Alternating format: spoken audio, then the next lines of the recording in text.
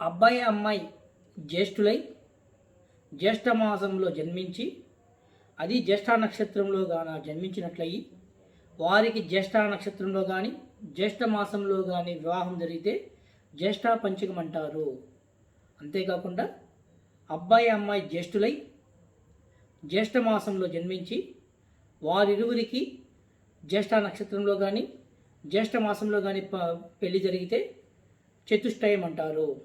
అంతేకాకుండా అబ్బాయి అమ్మాయి ఇద్దరు జ్యేష్ఠులై జ్యేష్ఠ మాసంలో పెళ్లి జరిగితే త్రిజ్యేష్ఠ అంటాము. ఈ త్రిజ్యేష్ఠ అబ్బాయి అమ్మాయి జ్యేష్ఠులు కాకపోయినా అబ్బాయి జ్యేష్ఠుడై జ్యేష్ఠ మాసంలో జన్మించి జ్యేష్ఠ నక్షత్ర జాతకస్తురాలు పెళ్లి చేసుకుంటే అది త్రిజ్యేష్ఠే. అమ్మాయి జ్యేష్ఠురాలై అబ్బాయిది జ్యేష్ఠ నక్షత్రమై జ్యేష్ఠ మాసంలో జన్మిస్తే కూడా త్రిజ్యేష్ఠే. వీరికి పెళ్లి జరిగితే కలకాలం జీవించి ఉండరు. 3 నెలల నుంచి 6 నెలలలోపు జ్యేష్ఠ పంచకమైతే మరణం సంభవిస్తుంది. చతుష్టయం అయితే 6 సంవత్సరాల లోపు ఇబ్బందులు జరుగుతాయి.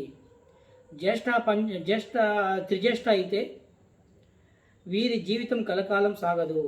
ఎవరికో ఒకరు మరణం సంభవించుట తథ్యం. కాబట్టి త్రిజ్యేష్ఠ చతుష్టయం జ్యేష్ఠ పంచకం మ్యారేజెస్కి సెట్ కాదు.